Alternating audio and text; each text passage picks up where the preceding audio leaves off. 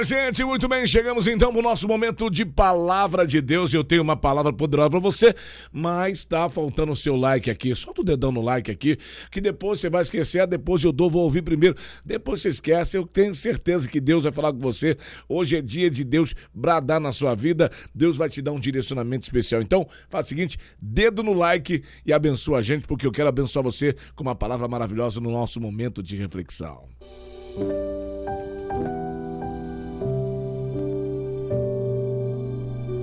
Às vezes precisamos parar para refletir na vida e ver onde precisamos melhorar. Agora com vocês, momento de reflexão.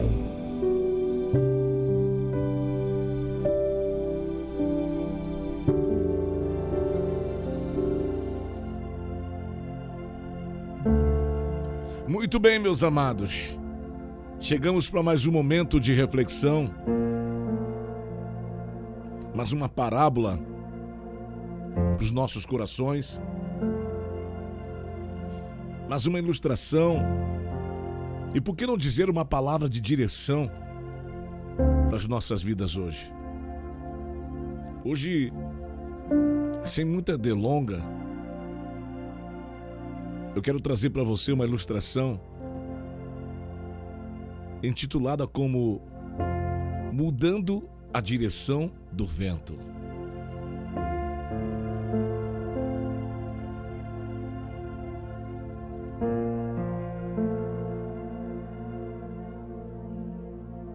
Conta-se uma história que havia uma senhora que ela andava de casa em casa vendendo vasilhas, aquelas vasilhas de alumínio.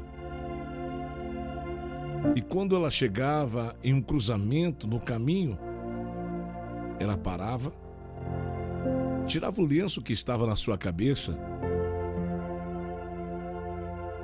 e arremessava aquele pedaço de pano ao vento.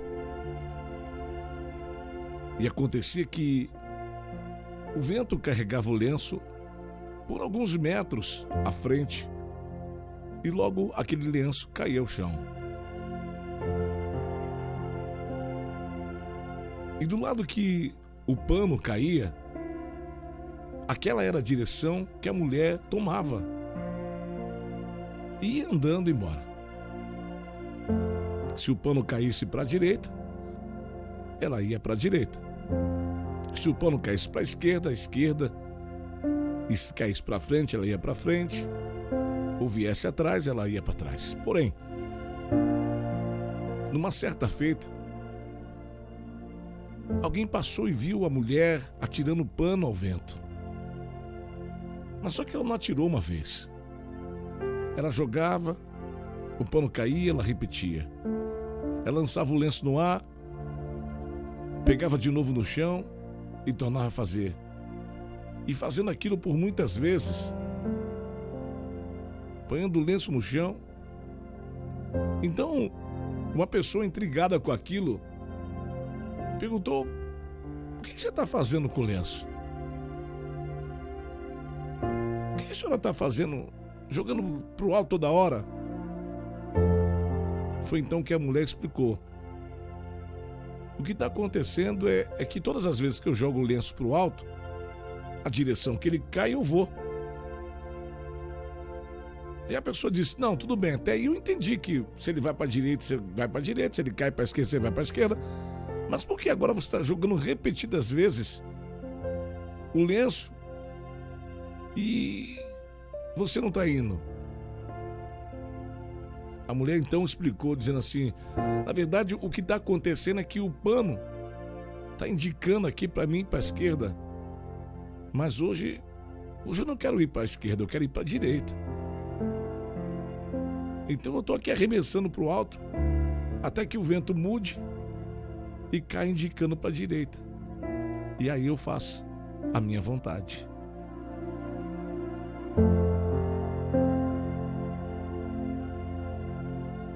Muito bem, meus amados.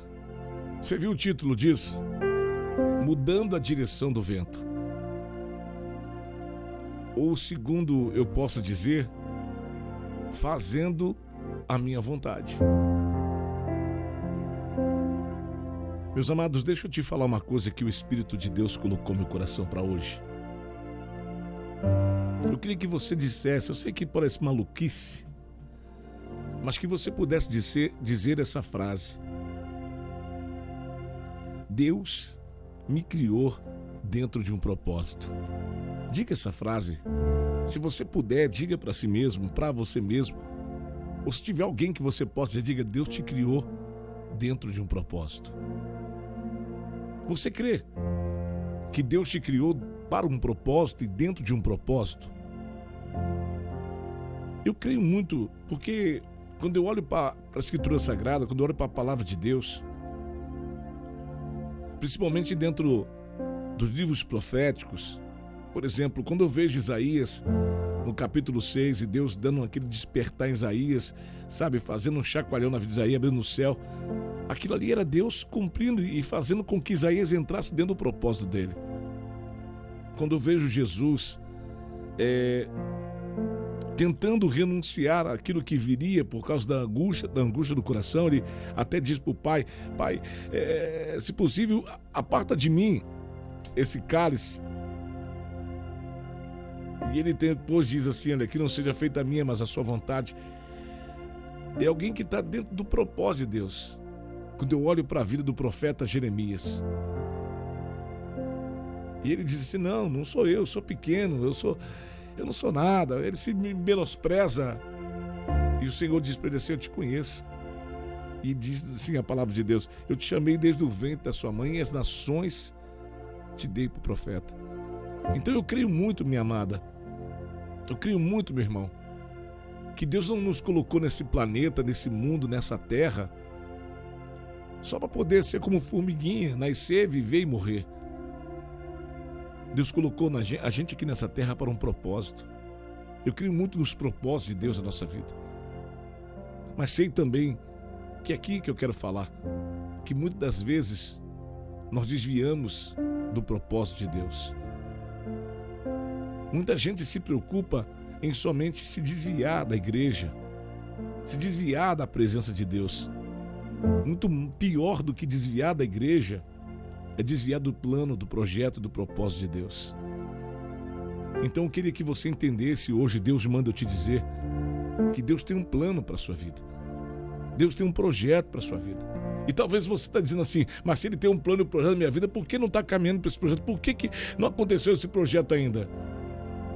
Se não aconteceu ainda, é porque tem um tempo certo, ou porque talvez você não está no caminho que deveria estar para que o projeto conclua. Então eu quero repetir isso para você. Eu queria que você repetisse isso para si mesmo. Deus tem um propósito na minha vida. Ah, bispo, tudo bem. Se Deus tem um propósito na minha vida, me diga agora, me revela. Que propósito é esse? Eu não sei. Porque para cada um tem um propósito a ser revelado. Hoje eu entendo que Deus, Ele tinha um propósito na minha vida e tem até hoje um propósito na minha vida evangelístico. Eu estou aqui fazendo evangelização. Eu estou todos os dias aqui, sendo que o que eu mais ouço é pessoas dizendo assim: bispo, você é minha companhia. Bispo, você, a sua palavra todos os dias me ajuda, me põe de pé. É o que eu mais ouço. Eu acabei ontem de ouvir um áudio lindo de uma ovelha do rádio que me disse isso. Olha, o Senhor tem me sustentado, o Senhor tem sido a bênção na minha vida, tem sido o meu culto no lar, tem sido isso. Então eu estou dentro de um propósito de Deus. O propósito meu aqui nesse tempo é ser um servo que alimenta os filhos de Deus. E como eu digo sempre, a Rádio Pleno Louvor ela tem 3 propósitos. Quando Deus me deu a direção da Pleno Louvor, Deus me deu 3 direções. Porque uma vez eu ouvi um homem sábio, mas nessa hora eu creio que a sabedoria lhe faltou, eu acho. E ele disse assim: olha, eu quero fazer programa de rádio, mas eu quero fazer um programa de rádio numa rádio secular. Eu falei: mas por quê? Eu falei: não quero fazer programa para crente não, rapaz. Ficar fazendo programa para crente não ganha alma, não sei o quê. Eu falei: puxa, em parte faz sentido. Mas eu pensei, quem está lá no secular não vai querer ouvir o crente também. Sabe, às vezes o crente não quer pregar para o crente, mas não quer entender que quem está lá ouvindo a rádio do mundo, a rádio do pagode, a rádio da rocha, a rádio, sei lá, do funk, seja que for, não está disposto a ouvir o crente. Porque quando eles estão dispostos a ouvir crente, eles sabem onde encontrar os crentes. Mas enfim, então eu entendi o seguinte: Deus, o Senhor me dá uma rádio, e o propósito dessa rádio será 3. Trindade, né? Pai, Filho e Espírito Santo. Mas o propósito será o seguinte: eu quero sim, quero que o Senhor me dê condição de ganhar vidas que nunca te conheceram através da rádio. Não sei como o Senhor vai fazer, mas Senhor, eu quero ganhar vidas que nunca te aceitaram, eu quero que elas te aceitem, e Deus tem feito isso. Mas eu também quero, junto com esse propósito, não só ganhar vidas que não te conhecem. Senhor, eu quero também levantar aqueles que estão caídos. Porque existem muitos irmãos que vieram para a fé, mas depois, no meio da fé, caíram, tombaram. Então quem vai pregar para eles? Se a pessoa for lá só pregar para aqueles que estão lá no mundo, eu preciso pregar para aqueles da fé.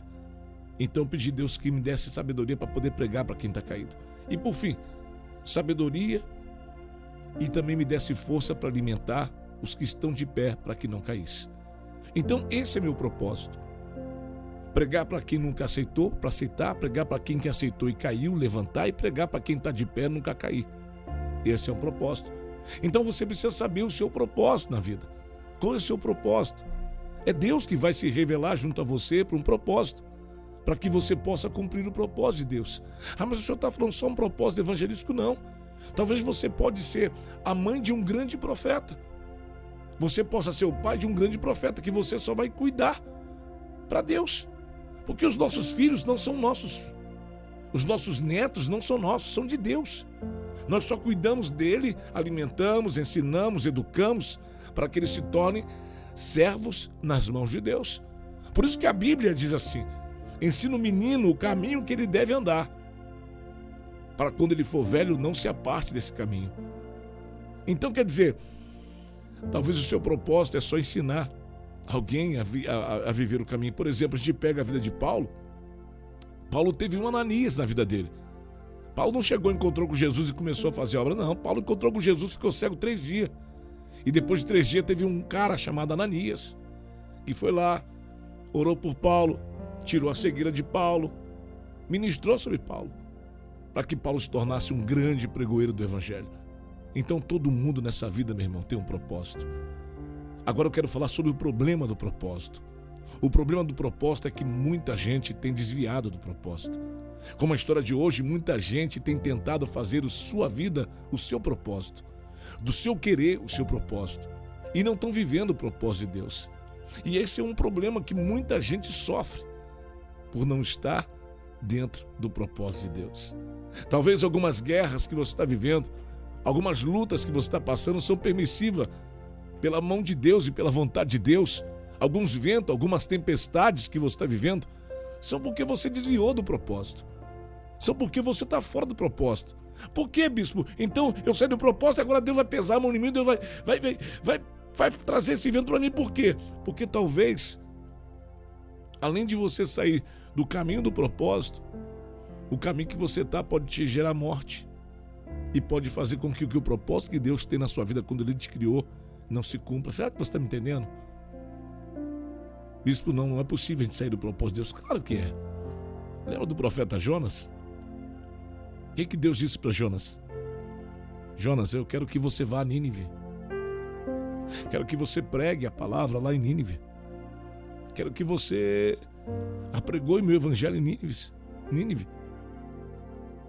E Jonas então entrou num barco sentido a Tarse e não para Nínive. E quando ele entrou naquele barco, o problema maior de quem está fora do propósito é que ele acaba trazendo tempestade até para quem está junto com ele. Quando você está fora do propósito, quando você está fora da presença, quando você está fora da vontade de Deus, você pode atrair tempestades que até quem está com você vai pagar preço. Até quem está do seu lado acaba sofrendo. Então hoje Deus está dizendo assim: em vez de você pagar o preço, por que você não volta para o propósito? Sabe, Deus tem dito para você não fazer e você tem feito. Deus tem dito para você não ir e você tem ido. Sabe, vamos pegar essa historinha de hoje, aí o vento é o Espírito Santo que guiava aquela mulher. Ela jogava o lenço pro alto, o vento mandava, era como se, vamos supor, como se fosse o Espírito Santo. O Espírito Santo às vezes fala para você não fazer e você faz. O Espírito Santo fala para você fechar a boca e você manter essa boca aberta. O Espírito Santo às vezes manda você falar algo profético que você não fala. Sabe, você precisa mais ouvir a vontade de Deus e ouvir a voz de Deus. Você precisa mais ouvir o seu profeta, o seu sacerdote. Você tem um profeta? Você tem alguém que direcione? Olha, Salomão, todo mundo diz assim, Salomão foi sábio, sábio, sábio, sábio, sábio. Meu Deus, porque Deus visitou Salomão e deu sabedoria a Salomão? Não. Você sabia que antes de Salomão pedir sabedoria, a primeira coisa que Salomão fez ao assumir o reino, foi consultar conselheiros? Se você ler a Bíblia, você vai ver isso. Que Salomão, antes de subir um monte, sacrificar, e para Deus visitar ele à noite, aquela coisa toda que a gente conhece, a primeira coisa que Salomão fez foi consultar os conselheiros do seu pai. Davi sai de cena, mas deixa os conselheiros. E a primeira sabedoria de Salomão para assumir o reino, para poder tentar restaurar tudo aquilo que estava destruído, foi buscar os conselheiros. Foi buscar a direção de quem vivia, de quem conhecia Deus, de quem conhecia Israel. E a primeira direção que deram a Salomão: olha, numa situação dessa seu pai faz sacrifício. Numa situação dessa seu pai queima tudo em sacrifício. Seu pai fazia isso. E Salomão fez aquilo que os conselheiros falaram. Havia uma fome em Israel, uma seca chegando em Israel. Israel estava passando uma crise por causa de um golpe de Estado que o filho de Salomão, o filho de Davi, o irmão de Salomão, tinha dado. E agora Salomão, ele tem duas opções. Como é que eu vou fazer para alimentar esse povo todo? Como é que eu vou fazer para sair dessa crise toda? E Salomão, em vez de pegar os bois e matar e dar para o povo alimentar, sabe o que Salomão fez? Ele pegou 1000 juntas de bois e sacrificou a Deus como oferta. E foi dormir.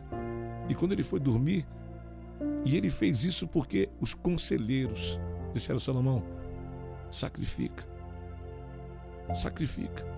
A razão poderia dizer assim: Salomão, não sacrifica não, que vai fazer fome aqui, vai vir fome aqui, vai estar ruim pro pessoal. A razão podia dizer isso. Mas Salomão pegou a voz da experiência. É para sacrificar, então sacrifica. E Salomão sacrificou. Às vezes, obedecer a Deus requer sacrifício, meu irmão. Às vezes obedecer a Deus é requerer sacrifício. Porque tem muita gente que não obedece a Deus. E sabe o argumento que você usa? O argumento do diabo. Sabe qual foi o argumento do diabo para derrubar Eva no Éden? Eu falo sempre aqui, eu já ensinei que muitas vezes eu vou ensinar você. Sabe qual foi o argumento do diabo para derrubar Eva no Éden? Foi a palavra Deus sabe. Aí você não quer fazer a vontade de Deus, você não quer cumprir o que Deus quer, você não quer sacrificar um pouco mais sua vida para Deus. Aí sabe o que você coloca a palavra? O pastor, o líder, o meu filho, Deus sabe que eu queria fazer isso. Deus sabe é palavra que o diabo colocou na vida de Eva. Quando Eva disse assim, está lá em Gênesis, meu irmão, vai ler Gênesis capítulo 3. Não lê agora não, deixa eu acabar a palavra. Quando Eva disse assim: olha, a gente não pode comer disso, daquilo mais. A gente pode comer tudo, só não pode comer da fruta do árvore do centro do jardim. E o diabo disse o que para Eva? Está lá na sua Bíblia. Deus sabe. Deus sabe argumento para pecar. Deus sabe argumento para sair da direção de Deus. Deus sabe de todas as coisas. Deus sabe todas as coisas, irmão. Deus sabe sim todas as coisas. Sabe que você não está se esforçando como deveria. Sabe que você não está entregando o que deveria entregar. Sabe que você não está se dedicando como deveria. Sabe que você está debaixo de rebeldia. Sabe que você está debaixo de desobediência. Sabe que você não está honrando sua mãe e seus pais. Sabe que você não honra a sua igreja. Sabe que você não honra seu sacerdote. Sabe que você não honra a Deus. Eu não estou aqui para te bater. Eu estou aqui para te confrontar. Porque os confrontos às vezes é melhor do que o conforto. Palavras de mudança não são palavras que batem nas suas costas. Eu falo sempre, bater nas costas é derrubar alguém. Elogio mata profeta, filho. Confronto transforma. Então está na hora de você despertar e voltar para a rota. Voltando aqui no Jonas rapidinho. O Senhor disse: Jonas, a Nínive, Jonas. Jonas disse: eu não vou a Nínive não. Entrou no barco, ó. Escuta que ele ouviu a voz de Deus, mas não cumpriu a voz de Deus. Quantas vezes Deus tem falado com você e você não tem cumprido a voz de Deus, e agora você está no meio de uma tempestade. Está no meio de uma dificuldade, porque você não ouviu Deus. Deus falou para não abrir, você abriu. Deus falou para não casar, você casou. Agora você vai ter que pagar o preço. Esse dia eu estava com um jovem que estava passando uma crise muito grande. Ele viveu casado com outras mulheres, a mulher que está hoje também casado com outros homens. Crise. E esse jovem está passando uma crise, irmão, no relacionamento com essa moça. Eles não estão casados, estão amaziados, estão enroscados, fazendo coisa errada, vivendo junto. Aí vira pra mim e fala: bispo, por que tá tanta crise? Por que essa gente tá brigando tanto? Eu falei: meu irmão, vocês estão em pecado. E esse jovem virou pra mim e falou: sabe o que acontece, bispo? Essa mulher que eu tô hoje, não era nem pra mim estar com ela. Eu falei: por quê? Porque Deus usou uma profeta, uma profetisa, para me dizer que ela não era mulher de Deus para mim, que ela não era mulher para minha vida. Só que eu desobedeci e tô com ela. E tô sofrendo. E tá com ela. E tá no pecado. Não toma ceia. Não faz a obra. E tá no pecado. E quer dizer que... puxa vida, hoje é dia de você consertar as coisas. Jonas, vai a Nínive, Jonas. Não vou a Nínive não. Então tempestade vem, filho. Tempestade vai vir. Quem sai do propósito de Deus vai trazer tempestade sobre sua vida. Eu sei que você está aqui e gosta de ouvir palavras de carinho para o seu ego. Mas eu estou trazendo uma palavra de libertação para a sua alma. Quando chegaram para Jonas lá no fundo, lá dormindo, lá no barco, lá no fundo, lá, cheio, quem tu é? Que terra é tua? De onde tu vem, de onde tu vai? O negócio tá feio, rapaz, o barco vai afundar. Estamos na tempestade, aclamamos todos os deuses e nenhum Deus responde. O negócio tá feio. E Jonas, sabendo que era ele, disse: sabe o seguinte, jogaram fora, porque quem está na tempestade acaba fazendo as pessoas perder o que tem. Os marinheiros jogaram coisas fora, jogaram seus pertences fora para que o barco não afundasse, mas o problema não era as coisas. O problema era a pessoa que estava lá. A Jonas teve que reconhecer: o problema não sou eu. Me lança fora do barco. Pegaram o Jonas e lançaram. Não queriam lançar não, viu? Não queriam lançar não. E Jonas lançaram. E você conhece a história de Jonas, o peixe, o grande peixe. Ele não fala que é baleia, outro fala... Eu sei que é o grande peixe, irmão. Engole Jonas, 3 dias. Aí Jonas vai para a barriga do peixe, para a entranha do peixe. Imagina a crise passando lá dentro. Não existe mais... Você quer chegar na entranha do peixe para poder começar a entender que Deus quer te usar.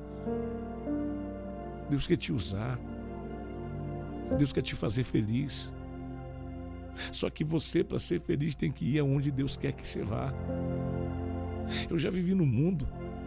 A metade da minha vida foi no mundo, a metade da minha vida foi no Evangelho. Então, eu tenho uma idade que eu cheguei na minha vida que eu estou 50% vivi no mundo e 50% vivi no Evangelho.